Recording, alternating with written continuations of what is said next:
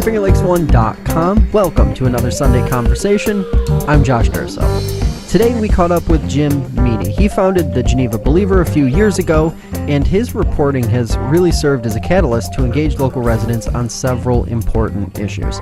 During our chat, we talked about the recent headlines, including the future of a behavioral health clinic serving Geneva residents, neighborhood and anti-poverty initiatives in the city, and of course, policing and their efforts to restore trust in the community as a whole. It's a conversation you won't want to miss, but before we jump into it, I want to remind everybody that this podcast is now available on all major podcasting platforms. That means you can listen to us on Spotify, iTunes, Google Play, TuneIn, Stitcher, and many, many others. Of course, we wouldn't be here without you, so listeners, thank you very much, and thanks for making this show a part of your week. And enjoy our chat with Jim Meaney. So Jim, welcome back to the program. I think it's been a little while. It's been a few months since the last time you were here. A whole lot has happened in Geneva. You guys, with the Geneva Believer blog, have done an incredible job documenting all the things that are going on and really covering it in a way that I think is, and we've talked about it before, largely missing from the media landscape now.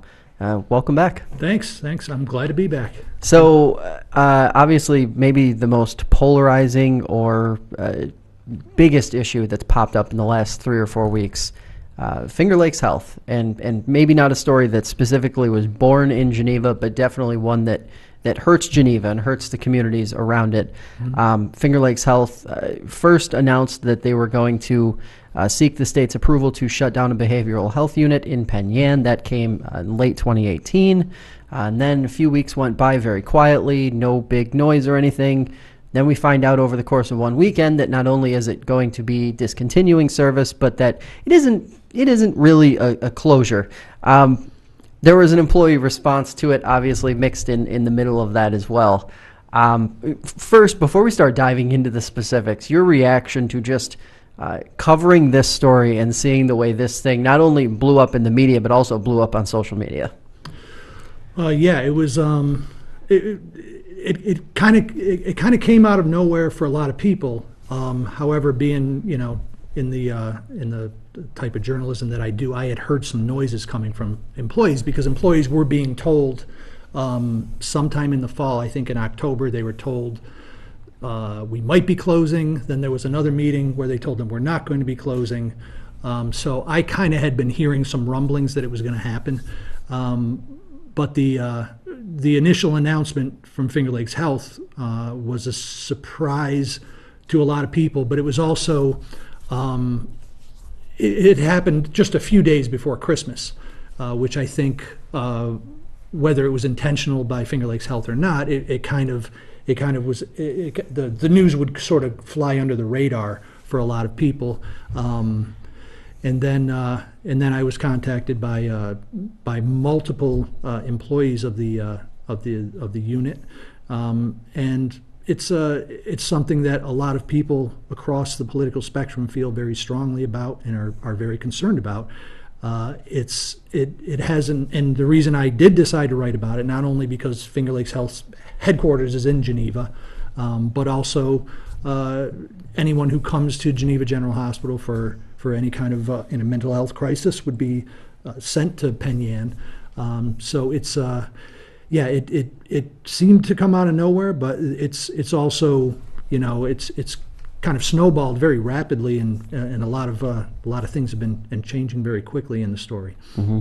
Now, part of the controversy around this whole thing is not only that the awareness of mental health issues and the lack of services in the Finger Lakes, that obviously has been part of the driver, but also this sort of crisscrossing of messages that have been coming from Finger Lakes Health. First, it's seeking permission to close, and then it's abrupt discontinuance of services, but then at the same time, no, don't worry, this isn't a closure. And then I guess the piggybacking on top of that they aren't seeking to fill certain positions that would suggest that they are going to continue service and that it isn't a permanent decision. So like taking all of that into account, I mean, this is probably one of the more unique stories that we've seen play out locally in the health landscape, right? Yeah, and they've and the way Finger Lakes Health has handled it has been a little perplexing. I think the theme and what seems to be showing itself is that they had no intention of.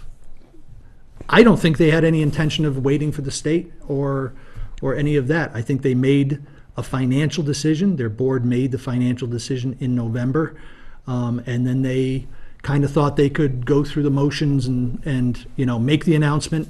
And also, it's if they had no intention of closing it, you make an announcement saying we're closing the unit, and at the same time you're trying to find staff to work there, and you're trying to find a psychiatrist to run the unit while you're announcing that you're going to close it. That's going to discourage anyone who a psychiatrist who's looking to maybe move or maybe relocate or maybe take over. So it's it's the conflicting information that's coming out from Finger Lakes Health has been really distressing and upsetting to a lot of people.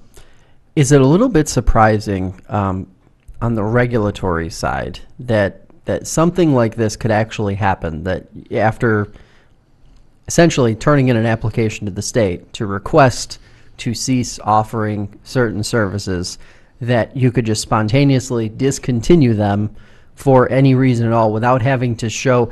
It seems like you would have to show some sort of hardship along the way in order to just abruptly discontinue services like that. And I know there's been a lot of discussion about reimbursement from the state not making it economically feasible, and I guess to some degree you pay a little bit of credence to the financial side because it's a business, but at the same time, as far as the regulation goes, is this one of those red flags where maybe the reps at the state level need to sort of look at the policies and procedures that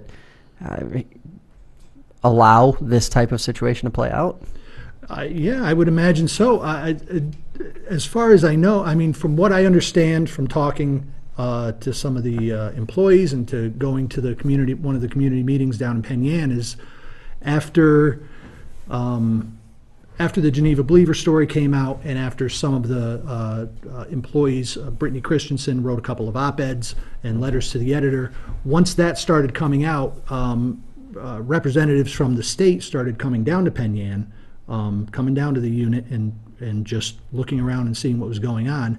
And according to the employees, the number of patients started to go up. They were filling 6 to 8 beds over the past few weeks. Once it went public and once people started contacting the Office of Mental Health, so for Finger Lakes Health to, I mean, I imagine that they can just say we don't have the staff, therefore we have to close. I don't know what the consequence would be for that. I'm not familiar enough with all the ins and outs of how the state works. Of course. Is it just a fine? Do they have to pay a fine? Like I'm a little curious to know how they're able to do that as well, because it doesn't make any sense if you're on the one hand saying that you're waiting for the state to give you the approval, but then you find what appears to be a loophole to say, well, we're just going to do it now anyway. And the employees have been told that it's done. They're not even there's no maybe you'll come back to work later. The employees are being told this is it. So gauge a little bit for those listening, just from the conversations you had with folks who were employed or are employed by Finger Lakes Health. Was there any sort of, you alluded to it a little bit, but was there any kind of expectation that something like this could be coming down the pike, so to speak? Like the thing that I keep thinking about is if you rolled the clock back a year, would any of those individuals who worked in that clinic thought that a year from then, now, we would be in this situation? Because it seems like some of the indicators that Finger Lakes Health was using to suggest that the services weren't warranted anymore would have been seen over a very, very, very long period of time, right? Yeah, I think the employees did have that feeling, but as I noted in my article and as they've said, when they saw the lack of patients, the supposed lack of patience. They were concerned at what the admission process was, and they felt that that one of the doctors there was not doing what she should have been doing and bringing and admitting patients who needed to be admitted.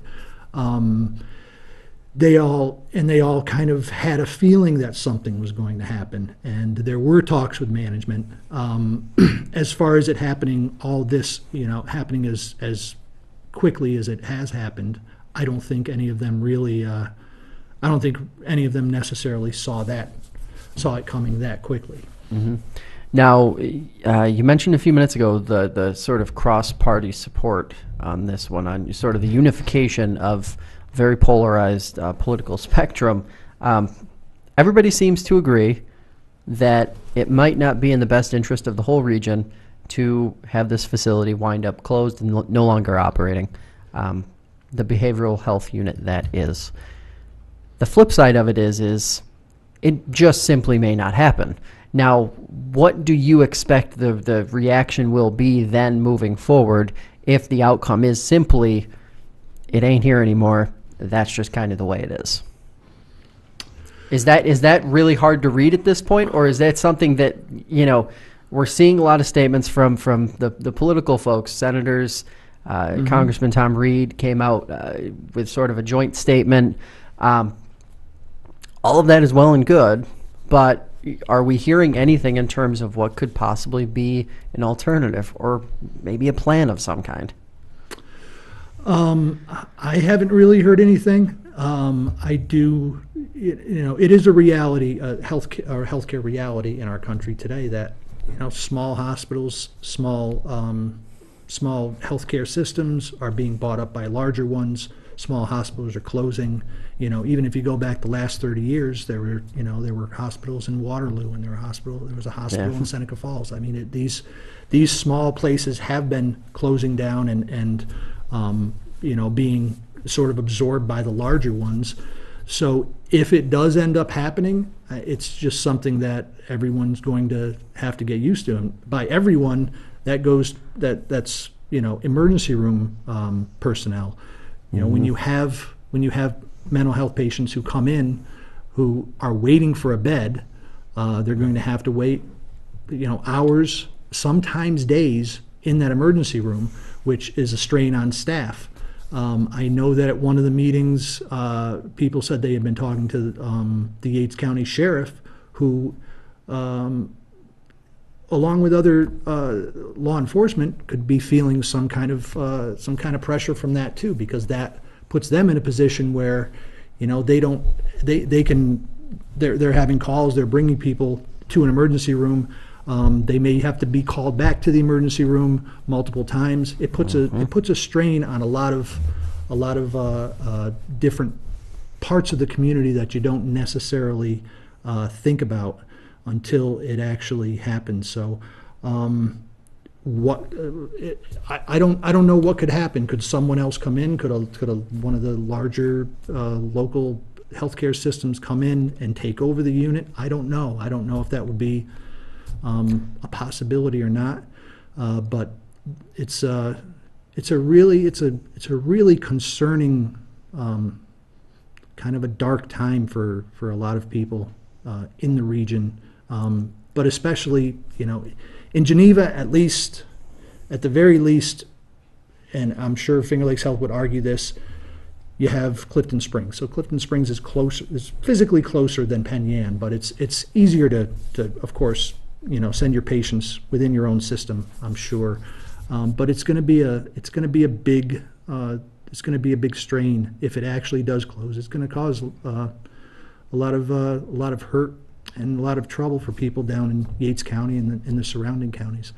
And one other thing not to forget is that a lot of the nurses talked about the role of the family in the treatment for someone who is in inpatient behavioral health situation where the family is part of the treatment. So you want to have the family able to come and meet with the patient and help work their way through. If someone from Penn Yan has to be sent to Rochester, now you have family who have to travel over an hour to be part of that treatment. It's there's so many different aspects to why it's a bad idea and why it's really going to hurt.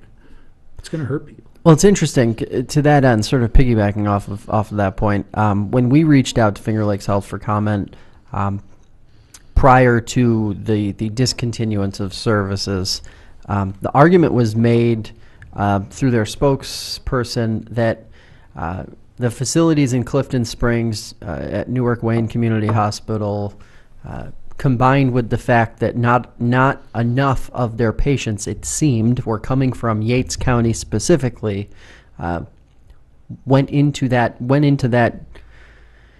logic, that pool of logic that they were using to actually discontinue services there, which I found interesting, because when you're talking about, Newark Wayne Community Hospital and Clifton Springs and Penn Yan, those are three communities that are very, very spread out. And it isn't quite like being, if you live on the I-90 corridor, getting from Geneva to Rochester General or Strong Memorial Hospital or even University in Syracuse or Auburn is a little bit easier because of that straight shot. And it's an interesting point, it seems, that we're in this rural area, and then also talking with folks from Seneca County Community Health here, the county services.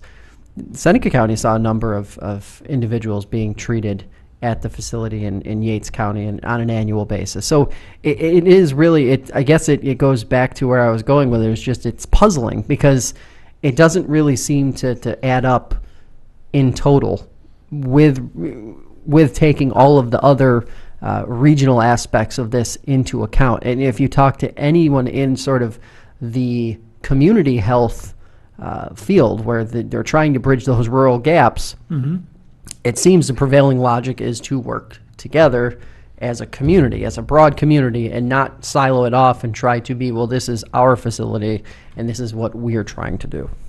Yeah. Or so it seems. Yeah. So obviously, sort of moving ahead from that, changes in Geneva. One of the big changes that you were reporting on at the end of last year was obviously budget related. The neighborhood initiatives, anti-poverty efforts seem to be taking a small financial hit heading into this calendar year, or the calendar year that we're in now. Where does that stand right now compared to just where we stood a few months ago when it was a budget discussion? Now we're dealing with sort of the real world ramifications of that decision, right? Right. Well, as far as I've seen, some of the responsibilities that used to lie with the O&I director are kind of being parceled out to part-time people who are being brought in. I just saw they just started advertising last week for one of the positions in the O&I as I think a 17 and a half hour a week position.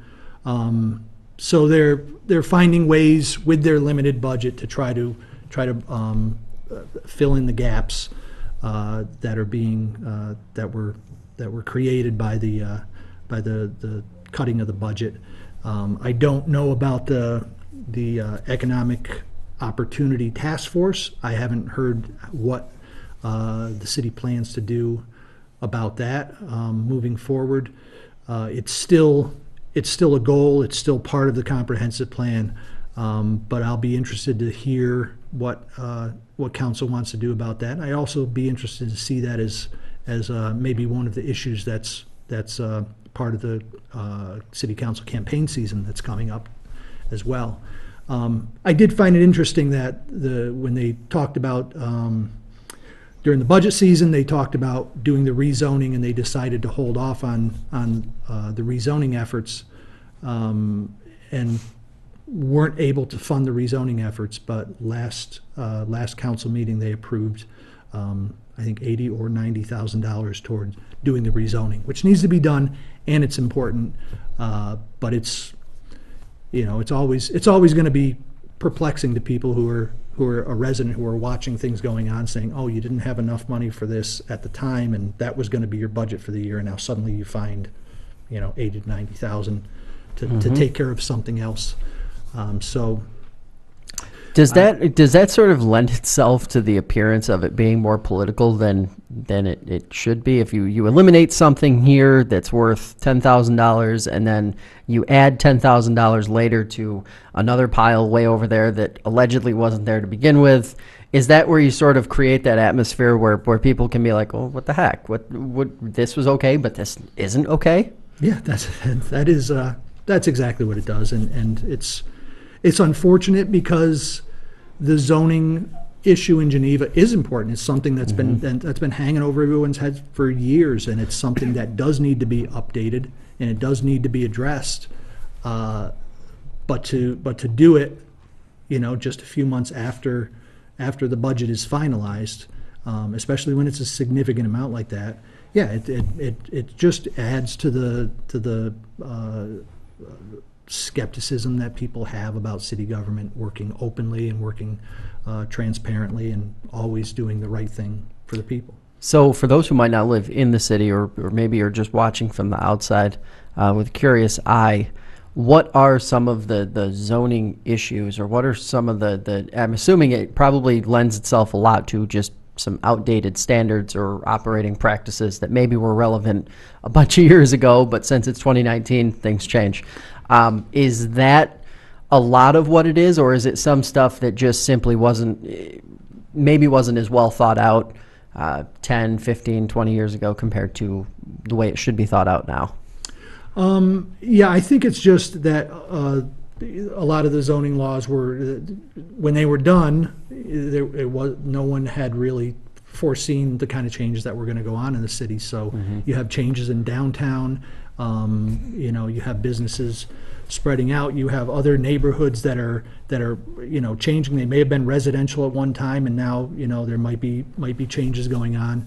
So there's and I know that even in downtown there's I don't know of specifics, but I know that if you want to put a certain type of business in, you can't, or those kind of things. So it has I don't think it was anyone was being neglectful. It's just 10 or however long ago, 15 years that the zoning was updated. A lot of the changes in Geneva and a lot of the evolution of Geneva just wasn't really seen, wasn't foreseen. The city, and to that end, you can elaborate a little bit on that. The city of Geneva looks a hell of a lot different today than it did back even 10 years ago, but much less if you go back 20 years. It's almost like two different worlds. It's incredible the amount of change that's happened. Yeah, and it's exciting, and I'm looking forward to one of the things that I'm looking the most forward to, as expensive as it is the traffic calming on 5 and 20. I may have talked about that here before, but what a change that's going to be, and how exciting it is, and what a relief it is to know that I'm going to be able to walk from downtown and be able to get across 5 and 20 without risking my life, and it's just going to be like crossing a street, and that's going to really be a game changer. And the changes to the lakefront, even the 6 years ago, since the 6 years ago that I moved here, downtown has completely transformed. Yeah. It's Linden Street, everything. It was, I don't know what the rate of businesses in the empty storefronts is compared to however many years ago, but it's downtown is full. It's the rents are going up because those spaces are more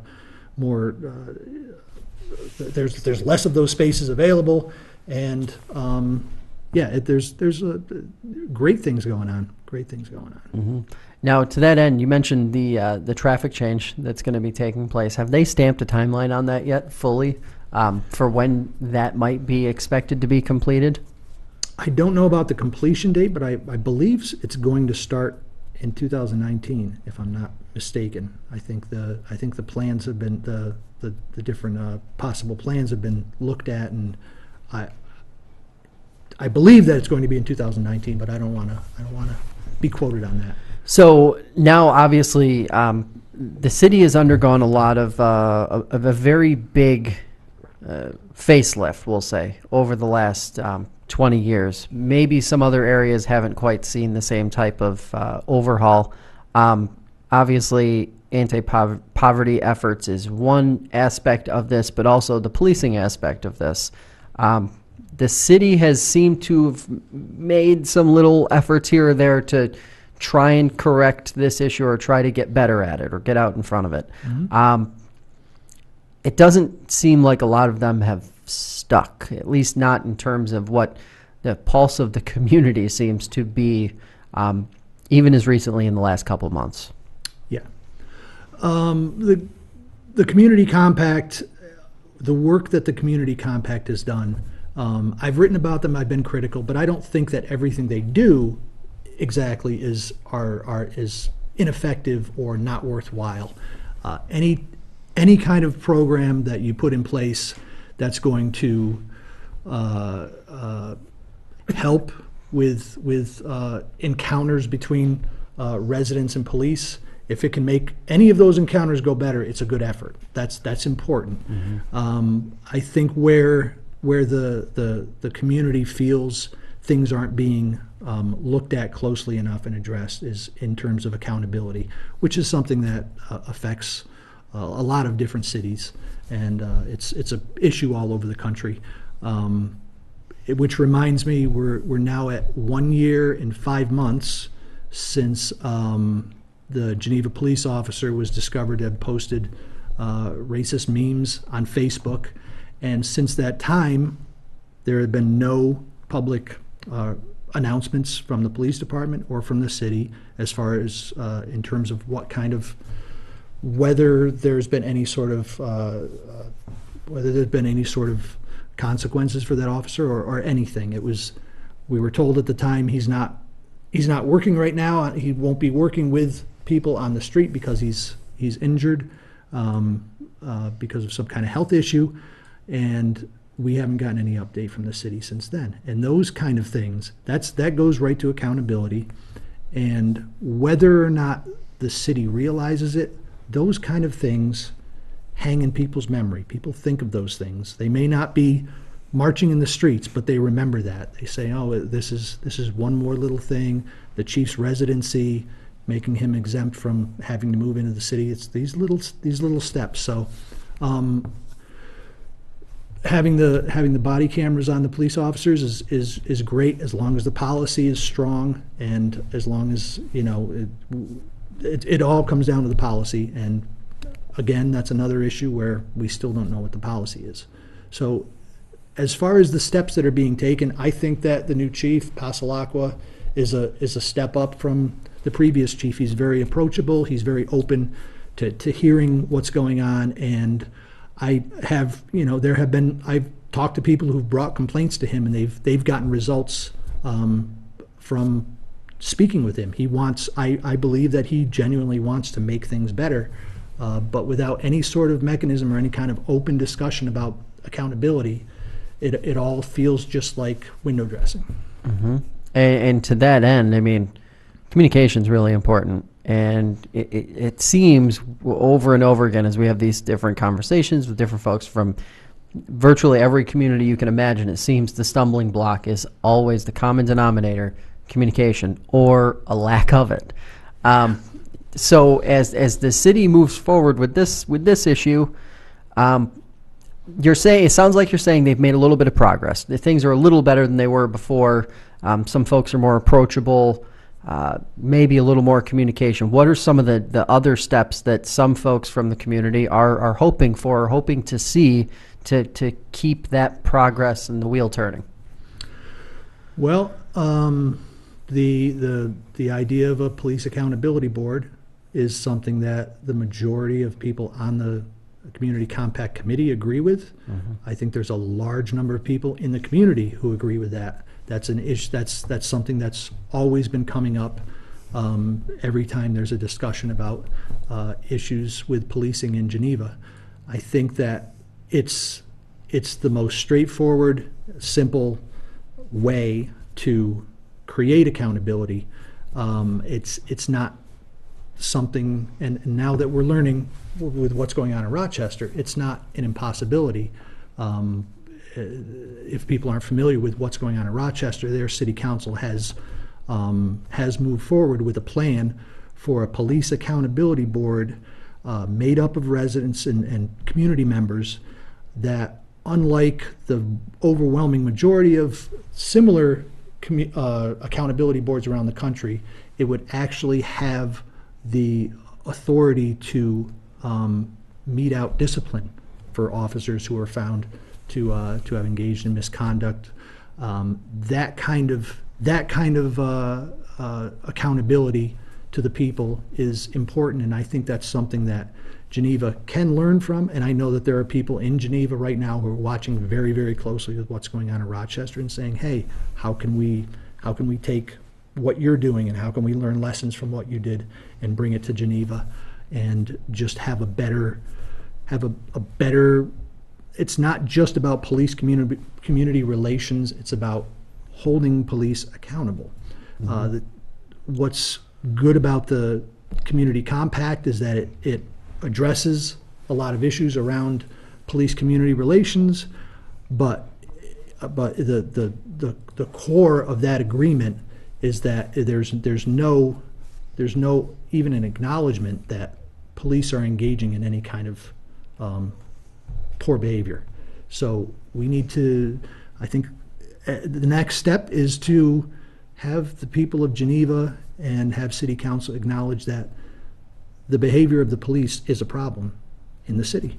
Not all of them, of course, you always have to throw that in, but there are issues with how the police are behaving that can't be simply solved with having trainings or more foot patrols. So it seems one of the standard reactions to any issue like this one is for a city council or a town board to host some sort of public input forum, and we've seen a series of them pop up in Geneva and in similar communities for that matter. Mm-hmm. From the reporter in me, the journalist in me looks at these and says they're incredibly ineffective because you get a handful of people, and most of the people being negatively affected by whatever that thing is that you're discussing aren't there. They aren't there. They aren't talking about it. So to that end, does it seem like there is how can the city ever get to a point where they can accurately understand the plight of those individuals who are dealing with this on a daily basis or weekly basis, whatever the case may be, and really account for it and do something about it if they aren't really getting that full feel for what's going on? Right. Yeah, that's the core of the problem with the community compact and all these meetings that they've been having and all these events that they've been having. They're well-meaning. Everyone on the compact, I know a lot of the people that are on the compact committee. They're well-meaning people, but as long as you have the group of people who are working on police misconduct, if you have police representatives within that group, there's always going to be that's always going to be a barrier to really knowing and understanding what's going on with the community. And people in the community who are affected by this, who are most affected by this, they have concerns about there are concerns about even showing up for these kind of events and knowing that if they speak out, it could end up causing them problems later. So I don't know if it's even possible. I know that in Rochester, it's not, the community efforts to create the accountability board was done by the community. The people who were most affected, it was an organic kind of collaboration between a lot of different people and gathering research and coming and telling the city officials that this is what we want and this is what we're going to do, not creating a collaboration between the police and the community. It's an issue that, to me, it has to be something that the community tells the city to do, because I don't think the police department wants to give up they don't want to admit that they're doing anything wrong, and they don't want to give up any of their power or influence, and it's going to have to be something that does come from the community.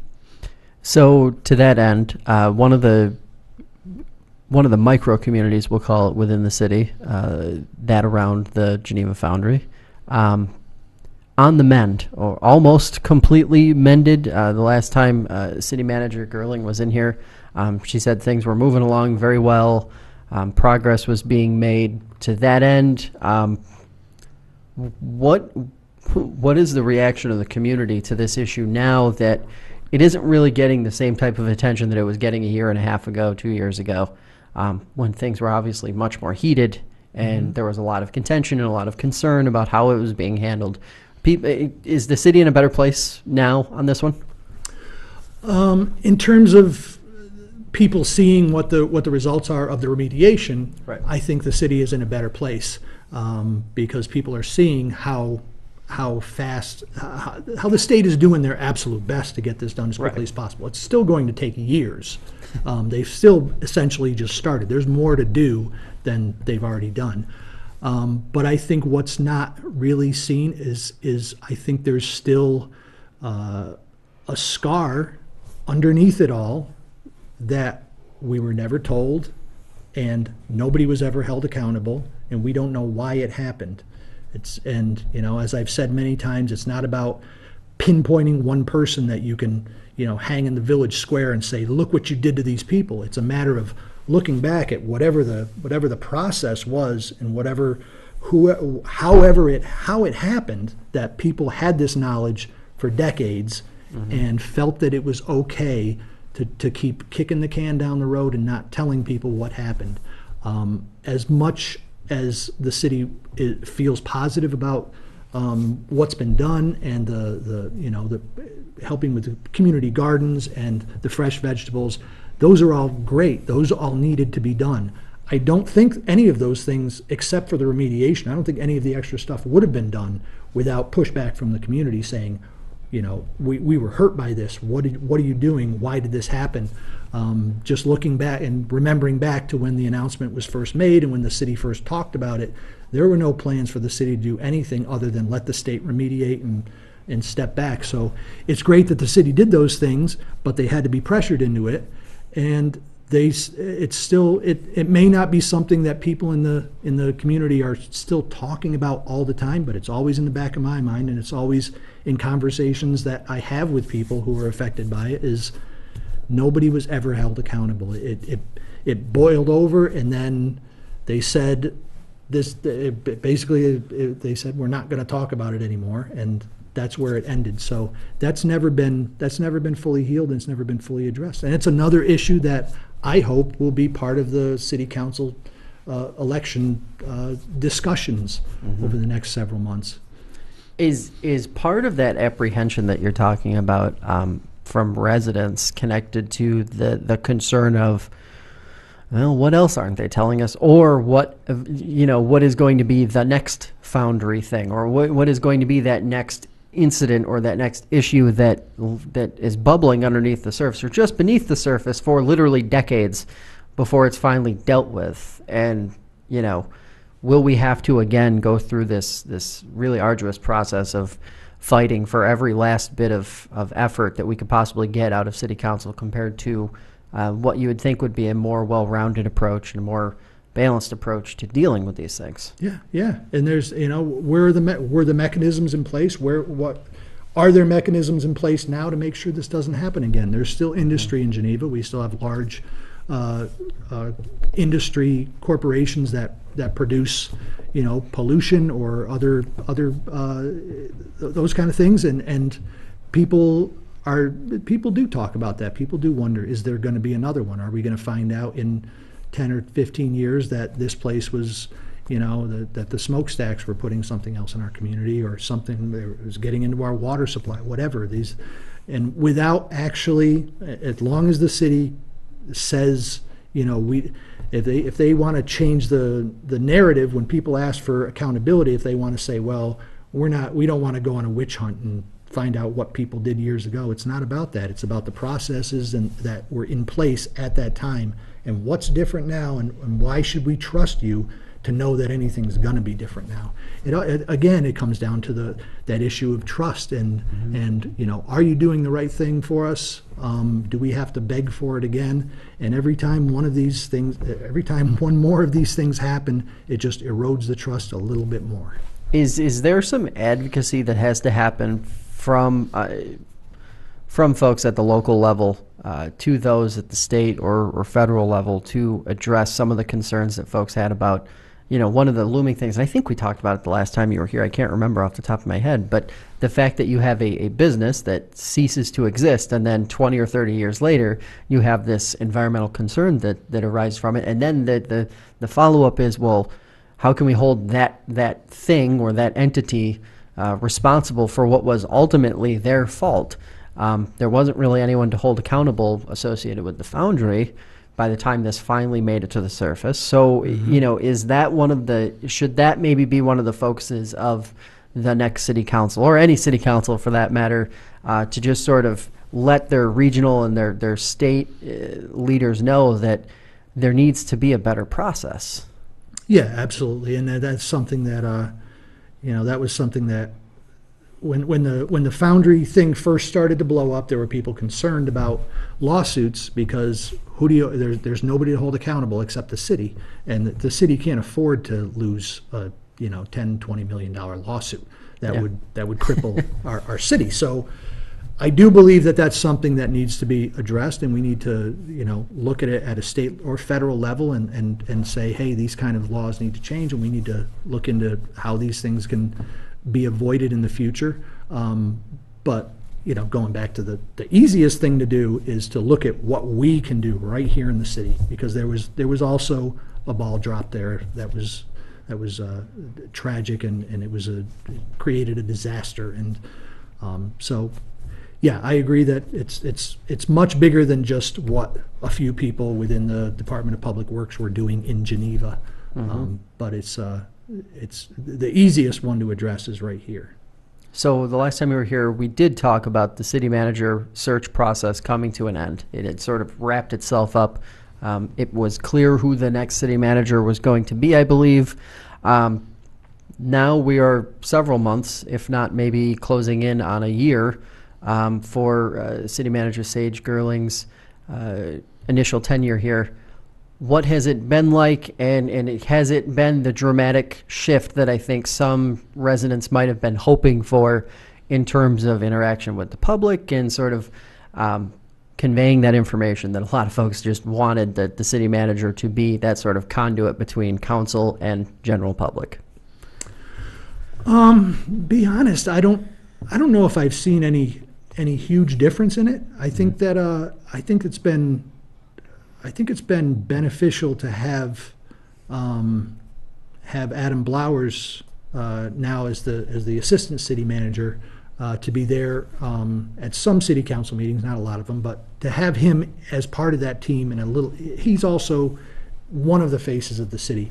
I think Sage has been doing a decent job. I think that from people that I've talked to who've had concerns, she's still available. She's still open to sitting down and talking, and but I think it feels a little bit different because of Adam's presence, because of his understanding of especially fiscal issues. And when people talk about why aren't you spending money on this, or why can't we do this, and he's approachable as well. He's as approachable as anybody at City Hall. If you have questions about where money's being spent or how this is working, you can shoot him an email. He's very responsive. So it feels a little bit different. It feels a little bit more collaborative at City Hall. I think time will tell if things overall are better, but I don't know if anything's going to be that dramatically different until we have a different council in there. Okay, I'm glad you said that, because that was going to be my follow-up question, which is just, it's almost like if you have a city council that isn't, or a town board that isn't doing much, and a manager or administrator that is trying to do too much, it looks like one person is running the show, but then that scale can quickly tip the other way, where if city council or the board is not giving proper instruction on what to do, and that person isn't doing some of the things that may catch headlines in the local newspaper or what have you, it may give the appearance that nothing is going on. Right. How much of this is just really comes back to needing to have the right folks in those seats for city council and the mayor's office and that part of it. Yeah, it's what it's all about. The people who work for the city, you have your staff, they're going to do their work. They're going to gather their information and bring it to city council and tell them what to do, or not even tell them what to do, tell them what their side of it is. And then you need a council that's going to look at those things, going to look at those facts and try to see them in different ways, or ask staff to go back and try a little something else. There is a lot of, I think that Matt Horn had a lot more influence on the city because council didn't necessarily do as much work as they could have. Mm-hmm. They left a lot of things to Matt.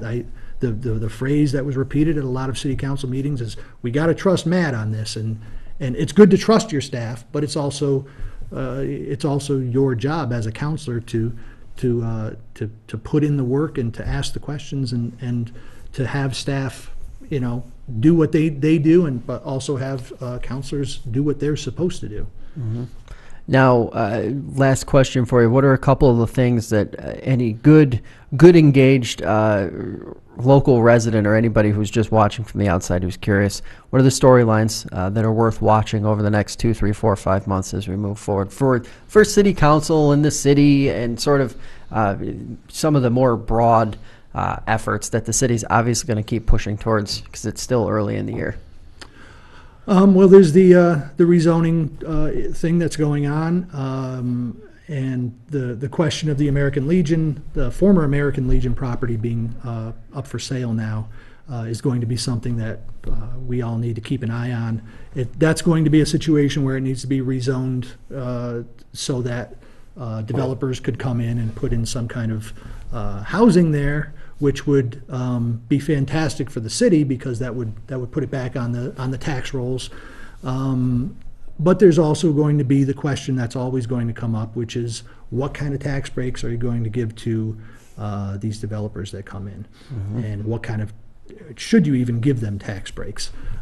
Personally, I think it's time to move away from so many tax breaks, but that's going to be a big issue. And the old DeSales school is also going to be developed into housing. The question is, will that developer, Massa Construction, ask for a pilot program on that too? And the other thing that, I know that you and Jackie talked about it at length the other day is the city council election coming up.